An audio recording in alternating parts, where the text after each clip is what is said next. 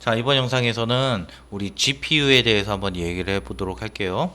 자, 우리 시스템 반도체 하나의 종류인 GPU는, 자, GPU 하면 떠오르는 회사가 있어요. 뭐죠? 엔비디아가 있죠.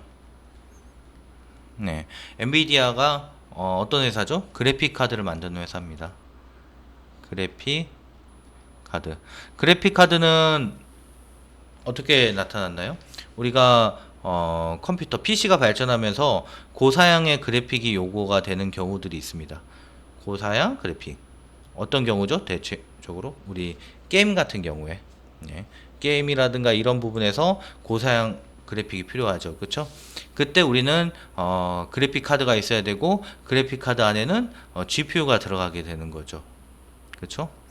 그럼 CPU와 GPU를 차이를 한번 볼까요?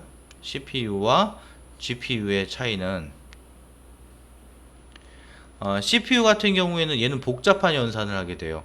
그러니까 우리가 흔히 CPU와 GPU를 예를 들 때 이런 예를 드는데 CPU 같은 경우에는 수학 교수라고 예를 듭니다.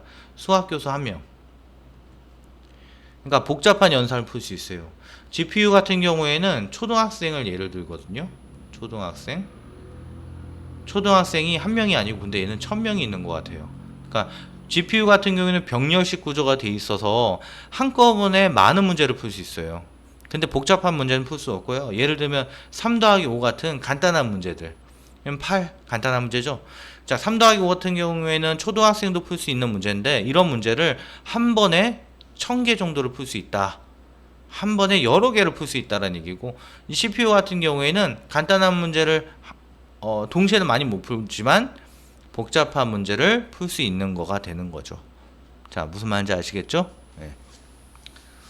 그렇기 때문에 고사양 그래픽이 들어가려면은 CPU 같은 경우에는 이게 그래픽 연산이 많기 때문에 그래픽을 충분하게 표현을 할 수 없었어요. 그래서 GPU란 걸 개발을 해서 시스템 반도체를 개발을 해서 우리가 그래픽 카드에 심어서 판매가 시작된 거, 그게 GPU입니다. 근데 이 GPU가 지금 엔비디아가 시가총액 2위인 거 아시죠? 네. TSMC가 1위고 현재 엔비디아가 시가총액 2위인데 어떻게 이게 이렇게 많이 발전이 됐냐? 일단 두 가지로 볼 수 있어요. 첫 번째는 뭐냐면 우리 인공지능 AI 분야 있죠. 그렇죠? 머신러닝 분야에서 우리가 어떻게 되냐면 많은 연산을 해야 돼요. 그러니까 학습을 많이 시켜야 되죠. 학습. 예. 학습을 많이 시켜서 반복된 학습을 충분한 데이터, 빅데이터를 가지고 연산을 많이 수행을 해서 학습을 해서 최적의 모델을 만들어내는 겁니다. 그렇죠? 그때 많은 연산을 하려면 CPU보다 GPU를 이용해서 많은 연산을 하게 돼요. 네. 그래서 인공지능으로 인해서 GPU의 수요가 늘어났고, 그 다음에 두 번째로는 어떤 원인이 있었냐면 우리 블록체인에서 암호자산 있죠? 암호화폐, 암호자산. 암호자산의 채굴을 하는 데 있어서 많은 연산들을 계속해서 해야 되는데 이때 우리 GPU가 많이 수요가 늘어났어요.